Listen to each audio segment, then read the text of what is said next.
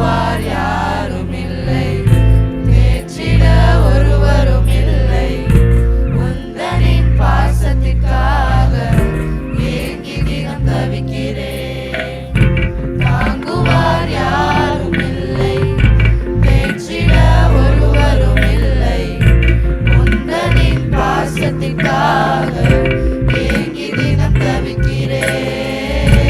உந்தனின் பாசத்திற்காக ஏங்கி தினம் தவிக்கிறேன். உந்தனின் பாசத்திற்காக ஏங்கி தினம் தவிக்கிறேன். ஏங்கி தினம் தவிக்கிறேன்.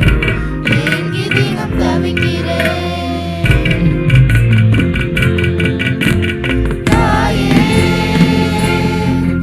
என் வலிகள் உன் போலே அறிந்தவர் யார்? தாயே, என் வலிகள் உன் போலே அறிந்தவர் யார்?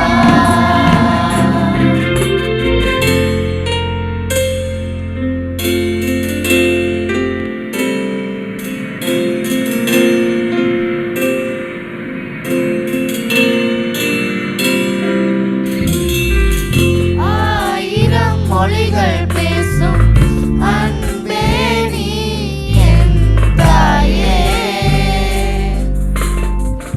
நீனோடு இல்லாமல் தனிமையிலே தவித்தேனே. தாயே, நீ என் தாயே, தெய்வம் தந்த வரமும் நீயே. தாயே, நீ என் தாயே, தெய்வம் தந்த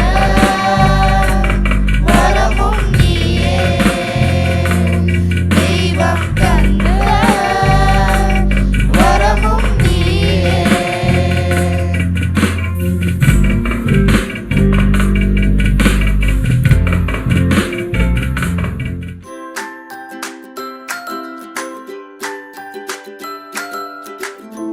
அனைவருக்கும் வணக்கம்.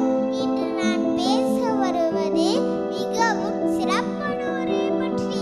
அவர் யார் தெரியுமா? அம்மா. அம்மா என்றால் அன்பு, அம்மா என்றால் கருணை, அம்மா என்றால் நம்பிக்கை, அம்மா என்றால் பாதுகாப்பு.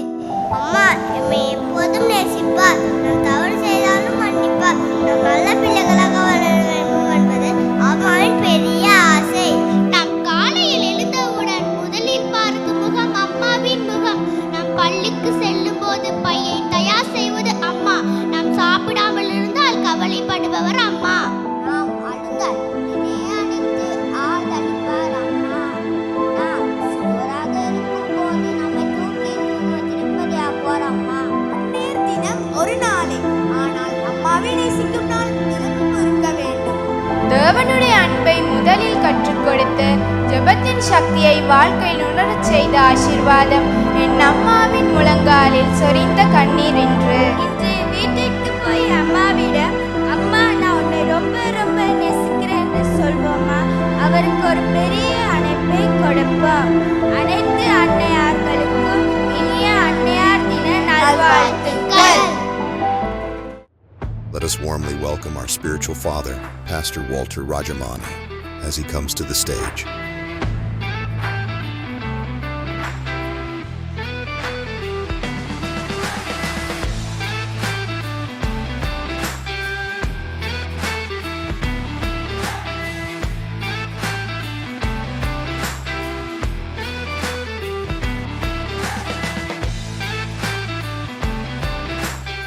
ஒவ்வொரு தாய்மாருக்கும் என் அன்பின் நல்வாழ்த்துக்கள். இறைவனுடைய சகல ஆசீர்வாதங்களும் பலனும் உங்கள் வாழ்க்கையில் கிடைக்க வேண்டும் என்று நான் ஆசீர்வதிக்கிறேன். விசேஷமாக இந்த காலையில் நம்ம ஒரு ஜெபத்தை பண்ணும்படி இருக்கிறோம். ஒருவேளை இன்று தாயை இழந்து சிலர் இந்த இடத்துல இருக்கீர்கள். சில நேரத்தில் இப்படிப்பட்ட ஒரு அன்னைய தினத்தை கொண்டாடும் பொழுது ஒரு துக்கம், வேதனை இன்னும் அதிகரிக்கிறது சிலருக்கு. எனவே கடவுள் அவளுக்கு ஆறுதலை கொடுக்க வேண்டும். அதே நேரத்திலே சிலர் இன்று அந்நேரலாக முடியாமல் ஒரு குழந்தை பாக்கியம் இல்லாமல் இருக்கிறார்கள். இந்த ஜெபம் மிக விசேஷ ஜெபமாக இருந்து தொடுவதாக கைகள் உயர்த்தி ஒரு ஜெபத்தை பண்ணோம்.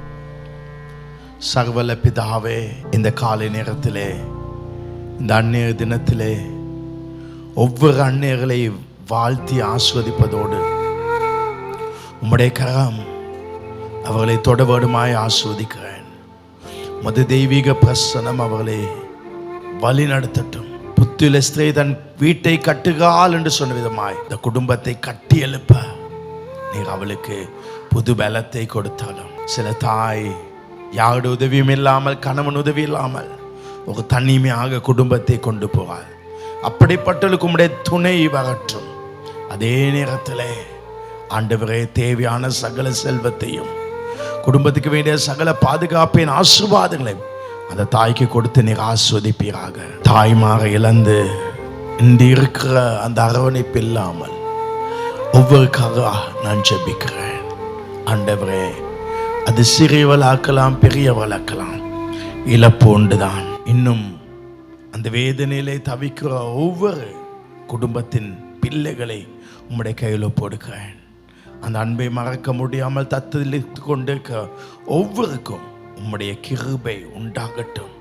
அந்த வெற்றிடத்தை தாய் போல நிறந்து தேற்றி அரவணைத்தாலும், அதே நேரத்தில் திருமணமாகி இன்னும் நான் குழந்தை பாக்கியம் பெறவில்லை, அந்த தாயாகவில்லையே என்ற ஏக்கத்தோடு இருக்கவளுக்காக ஜெபிக்கிறேன்.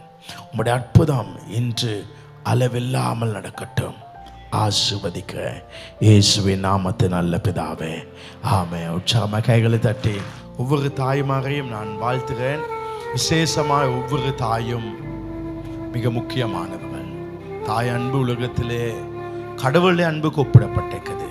தாய் போல் அவர் நேசிப்பா. ஒரு தாயின் அன்பு ஒரு மேலான அன்பாக இருக்குது. அம்மா என்றால் அது மிக வல்லமையானது. சில பிள்ளைகளை சில வார்த்தைகள் சொல்லி திட்டுவார்கள். அது காரணம் அவளுக்கு தாய் தகப்பன் இல்லாமல் அல்ல. இன்னைக்கு நிறைய பேர் தாய் தகப்பன் இருந்தும் தாய் தகப்பனை மதிப்பதில்லை. அவளை நாம் கனம் பண்ண வேண்டும், அவளை மதிக்க வேண்டும். நான் எப்பவும் என் தகப்பனையும் தாயையும் நான் கடவுளுக்கு அடுத்ததாக வைத்து என் குடும்பத்தை விட மேன்மையான இடத்துல வைத்திருக்கேன். அவர்கள் என்னை பகைத்த நேரம் இருந்தது, ஆனால் அவர்கள் மேல் இன்றும் நான் இருக்கிறேன். நான் முந்தினம் தினமும் அம்மாவை பார்த்தேன், நேற்றும் அம்மாவை பார்த்தேன். அவளை பார்க்க வேண்டிய நாட்கள் நமக்கு இருக்குது. அம்மா என்று சொல்பவள் நம் அழகை பார்த்து நேசிக்கிறவள் அல்ல. ஒரு பெண் ஒரு ஆணை பார்க்கும் பொழுது அவர்கள் நம்மிடத்து என்ன இருக்கு எல்லாம் பார்ப்பார்கள். அவைகள் இருந்தால்தான் நேசிப்பார்கள். அதன் பின்புதான் மனைவி, அதன் பின்புதான் கணவன். சில காரியத்தை பார்த்து, படங்களை பார்த்து தான் ஏற்றுக்கொள்வார்கள். ஆனால் தாய் என்பவள் நான் பிறந்து அழகான பின்பு என்னை நேசிக்கவில்லை என்று என்றைக்கு அவருடைய கருவிலே உருவெடுத்தேனோ, கை இருக்கோ கால் இருக்கோ கண் இருக்கோ அழகோ அழகில்லையோ, எங்களை முதலாவது இந்த உலகத்திலே கடவுளுக்கு பிறகு நேச தாய் தான். இன்று பல நேசங்கள் வரலாம், ஆனால் முதல் நேசம் அந்த தாயின் தகப்பனின் அன்பு. ஏன்தான் அந்த முதல் அன்பை மறக்காங்களோ தெரியாது. எங்க ஃபர்ஸ்ட் லவ், வாழ்க்கையில ஃபர்ஸ்ட் லவ் அது தாய் தந்தை. இந்த ரெண்டு தான். நாம் சிவப்போ கருப்போ அழகோ அழகில்லையோ நேசித்தவர்கள் தாய். அவள் உள்ளே நாம் இருக்கும் பொழுது நேசித்தார். தாய் ஒரு நாளும் ரொம்ப உரப்பான சாப்பாடை சாப்பிட மாட்டாள். ஏனென்றால் உரப்பான சாப்பாடு சாப்பிட்டால் உள்ளே இருக்கிற எனக்கு அது உரைச்சிரும் சொல்லி அவளுடைய உரைப்பை கூட அவள் விட்டாள். புளிப்பான சாப்பாடையும் சாப்பிட மாட்டாள், ரொம்ப கூலான சாப்பாடும் சாப்பிட மாட்டாள். அது உள்ள போய் என்னை பாதிக்கும் என்று நினைத்தவள் தாய். அப்படிப்பட்ட தாயை இப்பொழுது எப்படி எதிர்த்து சத்தமாய் பேச முடியும்? அது பேச முடியாது. என்றால் நமக்கு காரம் கூட இருக்கக்கூடாது நினைத்தவள் அவள். அவளுடைய மனது நோக சத்தம் போட்டு நாம் அவளிடத்தில் பேச எந்த அதிகாரம் நமக்கு இல்லை. இன்று நாம் அழகாய் உடுத்திருக்கிறோம். பாடசாலை போகும் பொழுதும் அழகாய் உடுத்தோம், எப்பொழுதும் அழகாய் உடுத்தோம். ஆனால் நாங்கள் அழகாய் உடுத்த நேரங்களில் அவளுடைய உடுப்பு அழகாய் இருக்கவில்லை. அந்த நாட்களே சின்ன வயதில் அவங்க கையை பிடிச்சி நாங்கள் போவோம். ஏன்னா அவங்க கை ரொம்ப பலனாக இருந்துச்சு, ரொம்ப ஸ்ட்ராங்காக இருந்துச்சு. அவங்க எங்களை தூக்கி தோளில் வச்சு அவங்க எங்களை தூக்கி கையில் ஏந்தி அவங்க வேலை செஞ்சாங்க ஒத்த கையில். அவ்வளோ பலனாக இருந்துச்சு. இன்றைக்கு அவங்க பலவீனமாக இருக்காங்க. இன்றைக்கு ஏன் நம் கைகள் அவருடைய கைகளை பிடிப்பதில்லை? ஏன் அவர்களை சுமப்பதில்லை? வாழ்க்கையில் ஆசைப்பட்டது எங்கள் அம்மாவை நான் தூக்கணும். எனவே அடிக்கடி அம்மாவை நான் தூக்குவதுண்டு. அண்மையில் ஒரு ஹோட்டலுக்கு நாங்கள் போனோம். அவங்களோட பர்த்டேக்கு, மகளோட பர்த்டேக்கு வேனில் இந்த இறங்குற நேரத்தில் நான் அவங்கள தூக்கியே ஹோட்டலில் கொண்டு போனேன். அது எனக்கு கிடைத்த ஒரு பாக்கியம். ஏன்னா எங்கள் அம்மாவை தூக்க வேண்டும், எங்கள் டேடியை மடியில் வைக்க வேணும். இந்த பாக்கியங்கள் எனக்கு கிடைத்தது. எனவே அவளை சத்தமிட்டு பேச நமக்கு எந்த விதமான அதிகாரம் இல்லை. ஆகவே அவங்க எங்களை தூக்குனாங்க. எங்கள் வாழ்க்கையில் ஒரு தீர்மானம் எடுக்க வேண்டும். எல்லாரும் எங்கள் அம்மாவை, கஷ்டப்பட்டு பார்த்த அம்மாவை எங்கள் காரில் நாங்கள் முன்னுக்கு உட்கார வைக்க வேண்டும். எல்லா பிள்ளைகளுக்கும் சொல்ல, எங்களை வளர்த்து ஆளாக்கிய தாயை கார் ஓடும் பொழுது முன்னுக்கு உட்கார வைக்க வேண்டும். அவங்கள உட்கார வச்சு அவங்கள கொண்டு போகிறேன். அந்த நேரம் அவங்களுக்கு ஒரு சந்தோஷம் வரும். அவங்க எங்கள் அம்மாவை நான் அப்படி வச்சு கொண்டு போவதுண்டு. அவங்க கொண்டு போகிற நேரத்தில் அவங்க கார்ட கண்ணாடியை பண்ணின்னு சொல்லுவாங்க. ஏன் அம்மா? இல்லை, கை காட்டணும். எல்லாருக்கும் கை காட்டுவாங்க, நண்பர்களுக்கு கை காட்டுவாங்க. ஐயா மகண்ட காரில் போகிறேன் என்று சொல்லி. மனைவி முக்கியம்தான்.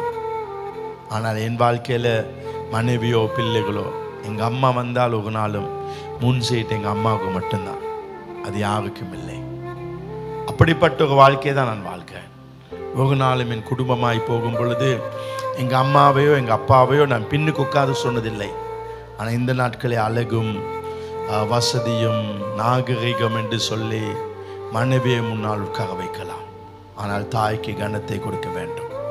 அப்படி தாய்க்கு கனத்தை கொடுக்க எதிர்த்து நிற்கிற ஒவ்வொரு மனைவியுமாக சொல்கிறேன், ஒரு நாள் நீ தாயாகுவாய். அந்த நேரத்தில் உன்னுடைய மகன் உன்னை பின்னாலே போடுவான், உன்னை ஒரு நாள் பின்னால் போடுவான். மனைவிக்கு சொல்லிக் கொடு, தாய் அதுக்கு பின்பு தான் தாகம் என்று. அதுதான் மிக முக்கியமானது. என்னிடத்தில் பல குற்றம் சாட்டுவதுன்னு இந்த சர்ச்சில். பாஸ்டர், நாம திருமணம் முடிச்சிருக்கோம், ஒரு பயணம் போகிற நேரத்தில் அவங்க அம்மா முன்னுக்கு உட்காந்துக்காங்க. நாங்கள் குடும்பம் தானே. நான் சொல்லுவேன், சர்ச்சுக்கு வாக நேரத்தில் முன்னுக்கு உட்காராங்க, எங்கேயாவது ஒரு இடத்துக்கு போகிற நேரத்தில் முன்னுக்கு உட்காராங்க. கிளமையில் ஒரு தகமோ 2 தகம் முன்னுக்கு உட்காந்தா உனக்கு என்ன குறை? வேலைக்கு போகிற நேரத்தில் 1000 முறை நீ முன்னுக்கு உட்காராய், உனக்கு என்ன? அவங்க இருக்கிற நேரத்தில் நான் முன்னுக்கு இருக்க வேண்டும். அதெல்லாம் ஒரு நாள் அழிந்து போகும். நீ என்ன விதைக்கிறாயோ அதை தான் உன் பிள்ளைகள் அறுப்பார்கள். என் தகப்பனை ஒரு நாளும் நான் பின்னால் உட்கார வச்சு என் மனைவியோ என் பிள்ளைகளையோ நான் முன்னால் உட்கார வைத்ததும் இல்லை. ஒரு நாள் வரும், தாய் இல்லாத நாள். அந்த தாய் இல்லாத நாள் வரும். அன்றைக்கு நாம் எவ்வளோ அழுதும் பிரயோஜனம் இல்லை. என்றால் தாய் என்பவள் நம்மை குளிப்பாட்டும் பொழுது ஒரு கோப்பையினாலே தண்ணீரை ஊற்றினால் நம் தலைக்கு தலைவலி வரும், மூச்சடைத்துவிடும் என்று சொல்லி சிகட்டையிலே, ஓட்டை போட்ட சிகட்டையிலே தண்ணி ஊற்றினார். காரணமே தண்ணி கூட வலிக்க கூடாது, அப்படி நினைத்தவள் தாய். ஆகவே அந்த அன்பின் தாயின் கண்களில் ஆனந்த கண்ணீரை என்றைக்கு உன் தாயை தகப்பனை முன்னாலே வாகனத்தை வைத்து போகாயோ, என் மகனை நான் படிக்க வச்சேன், என் மகனை இவ்வளோ தூரம் கொண்டு வந்தேன், எனக்கு அவன் ஒரு சாரம் வாங்கி தர வேண்டும், அவன் எனக்கு ஒரு சாரி வாங்கி தர வேண்டும். எந்த தாயும் எந்த தகப்பனும் நினைத்து பார்ப்பதில்லை. அவங்க எப்பயும் பழசை உடுக்க விருப்பப்பட்டவங்க. நான் பழசை உடுக்கிறேன் வேணான்னு தான் சொல்லுவாங்க. ஆனால் அவங்கள ஒரு வாகனத்தில் வச்சு நீ முன்னால் கொண்டு போனால் அது அவளுக்கு கிடைத்த பெரிய சந்தோஷம். அந்த நாள் அவங்க சிரித்து கொண்டு வர நாள் அது என் வாழ்க்கையில் மிகப்பெரிய மகிழ்ச்சி நாள். அது என் வாழ்க்கையில் மிகவும் ஒரு பெரிய ஒரு வெற்றி நாள். என்றால் என் தாய்க்கும் தகப்பனுக்கும் நான் செய்யக்கூடிய கடமைகளை தான் நான் மேடையிலையும் சொல்லியிருக்கிறேன், என் பிள்ளைகளுக்கு முன்பாக சொல்லியிருக்கிறேன். அம்மா தான் எனக்கு ஃபர்ஸ்ட். ஏன் இருக்க போகிறது கொஞ்ச நாட்கள், அதுக்கு பிறகு நான் அவங்கள பார்த்துக்குவேன். அதுக்கு பிறகு நினைச்சாலும் நாங்கள் அவங்கள பார்க்க முடியாது. நாம் எப்படி வாழுறோம் அதுதான் எங்கள் பிள்ளைகள் செய்வாங்க. எங்கள் அம்மாவுக்கும் அப்பாவுக்கும் அவங்க தனிமையாக தான் ஒரு வீட்டில் இருந்தாங்க. ஆனால் அவர்களுக்கு ஒரு நாள் ஒரு பயமும் கவலையும் வந்ததில்லை. நம்ம தனிமையாக எங்களுக்கு ஒரு வீடு இருக்குமா, சொந்த வீடு இருக்கலாமான வயசு போனோன்னு நடக்க முடியாதது யார் எங்களை பார்ப்பாங்க, அப்படி ஒரு கவலை அவங்களுக்கு இருக்கல. ஏன்னா அவங்க இருக்க நாட்களை நம்பிக்கை கொடுத்து வளர்த்தோம், நம்பிக்கை கொடுத்து இருந்தேன். என் குடும்பத்தில் பிரிவு இருந்தது, என் குடும்பத்தில் பிரச்சனை இருந்தது. அந்த நாட்களில் என் டேடி என் வீட்டில் ஒரு நாளாவது வந்து தங்க வைக்கவில்லை. அந்த வேதனை எனக்கு இன்றைக்கு ஒரு நாளும் என் வீட்டில் தங்க வைக்க முடியவில்லை. அப்படி பிரச்சனை இருந்துச்சு. அதுக்காக வேண்டிய வைராக்கியப்பட்டேன். என் டேடிக்குன்னு ஒரு சொந்தமாக வீடை கட்டி கொடுத்து அங்கே வாழ வச்சேன். ஏன்னா ஒன்றும் முடியலைன்னு விடலை, நான் பல மில்லியன்களை செலவு செஞ்சு அவங்களுக்குன்னு ஒரு வீடை கட்டி ஏர் கண்டிஷன் போட்டு அவங்களுக்கு சொந்த வாகனத்தை கொடுத்து நான் வச்சேன். இந்த நாட்கள் எங்கள் அம்மா எங்கள் வீட்டுக்கு வராங்க, இருக்கிறாங்க, எனக்கு சந்தோஷம். அதுதான் பெரிய சந்தோஷம். எங்கள் அம்மாவுக்கு சொல்லுவேன், எங்கள் வீட்டுக்கு எப்போ வேணாலும் வாங்க, என் ரூமில் உங்களுக்கு இருக்கலாம். வந்து என் மனைவியும் என் பிள்ளைகளும் நீங்கள் பார்க்க வேண்டிய அவசியம் இல்லை. நான் உங்களுக்கு இருக்கிறேன், நான் உங்களை பார்த்துக்கொள்கிறேன். அது உங்களுக்கு திருப்தியாக இருந்தால் போதும். வேறு எதுவும் எங்களுக்கு தேவையில்லை. அவங்க பார்க்கல இவங்க பார்க்கலன்னு சொல்ல வேணாம், அவங்க பேசலை இவங்க பேச, நீங்கள் எங்கள் வீட்டுக்கு வந்தால் நான் இருப்பேன், உங்களோட நான் பார்த்துக்கொள்வேன். அப்படிப்பட்ட ஒரு நல்ல பிள்ளைகளாக இருங்க. ஆகவே எல்லா பிள்ளைகளுக்கும் ஒரு சவால் கொடுக்குறேன். வாழ்க்கையில் ஒரு வெற்றியாக வாழ்ந்து ஒரு தாயை ஒரு நல்ல நிலையில் வைக்க ஒரு நல்ல தீர்மானத்திடுங்க. அதுதான் வாழ்க்கையில் உங்களுக்கு மிகப்பெரிய வெற்றியாக்கும். இறைவன் தாமே உங்கள் அனைவரையும் மிக அருமையாக அழகாய் அவர் ஆஸ்வதிப்பார்கள். ஒவ்வொரு தாய்மாருக்கும் கரங்களை தட்டி நாம் நன்றியை தெரிவிப்போம்.